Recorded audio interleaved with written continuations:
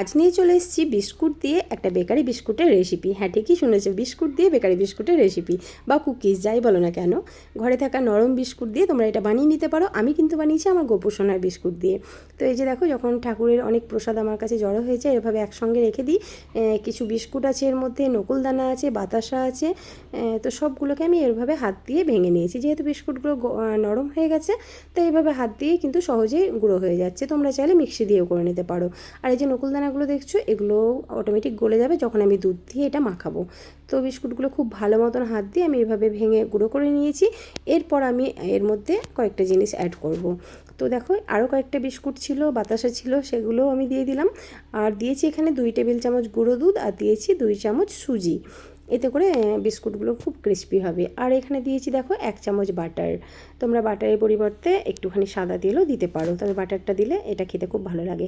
তারপর এর মধ্যে আমি জাল দেওয়া দুধ, লিকুইড দুধ, এই অল্প অল্প করে দিয়ে এটাকে মেখে নেব। দুধটা কিন্তু গরম না, মানে রুম টেম্পারেচারে থাকা দুধটা দিয়ে আমি মেখে নিয়েছি। তো এইভাবে হাত দিয়ে মেখে নিতে হবে। এই যে দেখো, একটু চিটচিটে মনে হচ্ছে, তবে এটা যখন 10 মিনিট ঢাকা দিয়ে রেখে দেবো, তখন কিন্তু এটা খুব সুন্দরভাবে সেট হয়ে যাবে। আর যে নকুলদানাগুলো দেখতে পাচ্ছ, ওগুলোও গলে যাবে। তো এই যে আমি ফিরে এলাম 10 মিনিট পর। এবারে এর মধ্যে আমি ছোটো 1 বাটি মুসলি অ্যাড করেছি, এটাও ছিল, তাই এটাও দিয়ে দিয়েছি। আর দিয়েছি দেখো এখানে 4 মগজ। এটা কিন্তু সাদা তিল নয়, এটা 4 মগজ। 2 চামচ মতন দিয়েছি। তোমরা চাইলে এখানে 4 মগজের বদলে সাদা তিলও কিন্তু দিতে পারো, বা বাদাম ভাঙা ভাঙাভাবে সেগুলোও দিতে পারো, তাতেও খেতে কিন্তু খুব ভালো লাগে। তারপর এটা খুব ভালো মতো মেখে নিয়েছি। এদিকে দেখো, একটা মাইক্রোওভেনের যে প্লেটটা হয়, সেটার মধ্যে আমি একটুখানি বাটার মাখিয়ে নিয়েছি। তারপর এভাবে এই ডোটা থেকে এভাবে নিয়ে হাতের মধ্যে গোল গোল করে এভাবে একটু চ্যাপটা করে বসিয়ে দিয়েছি। তোমরা যদি চাও কোনো রকম অন্য কোনো শেপ দেবে, তাহলে ডোটা একটু শক্ত করে, মানে টাইট করে মেখে নিলেই কিন্তু যে কোনো শেপে তোমরা এগুলো গড়ে নিতে পারবে। তো দেখো, আমি এভাবে এগুলোকে বানিয়ে নিয়েছি। তো যতটা ধরেছে ততটাই বানিয়েছি, বাকি এখনও আছে কিছুটা, পরে বানাবো। এবারে আমি কি করব, এর ওপর দিয়ে আরেকটুখানি এই যে 4 মগজগুলো ওপর দিয়ে ছড়িয়ে দেবো। আবারও বলছি, 4 মগজের বদলে তোমরা কিন্তু সাদা তিলও দিতে পারো। এখানে আমার 4 মগজের দানাগুলো খুব ছোটো ছোটো, এবারে এটাই এসছে। তো যাই হোক, এটা আমি ব্যবহার করে নিচ্ছি। তো এবারে ওপর থেকে এগুলো দিয়ে এটাকে আমি বেক করে নেবো। আমি মাইক্রোওভেনে বেক করেছি আজকে। তো প্রথমে 180 ডিগ্রিতে দিয়ে প্রথমে 10 মিনিট বেক করে নিয়েছি। তারপর একবার চেক করে নিয়ে আমি আরও 5 মিনিট, মানে 15 মিনিট বেক করে নিয়েছি। তো তোমরা চাইলে কিন্তু এটা কড়াইয়েও করতে পারো। একইভাবে কড়াইটা 15 মিনিটের জন্য প্রিহিট করে নেবে।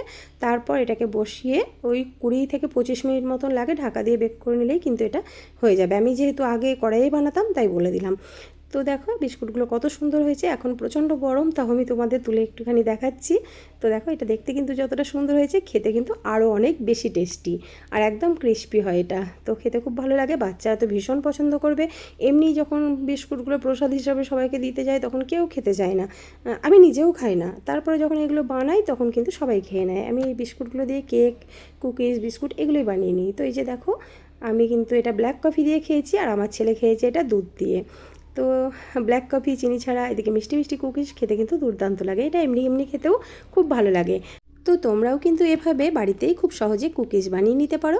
ঘরে থাকা নরম বিস্কুট, যদি অনেক সময় আমাদের বাড়িতে থাকে না, বিস্কুট নরম হয়ে যায়, সেগুলো দিয়েও বানিয়ে নিতে পারো, বা এমনি বিস্কুট দিয়েও বানিয়ে নিতে পারো। খেতে কিন্তু অসাধারণ লাগে।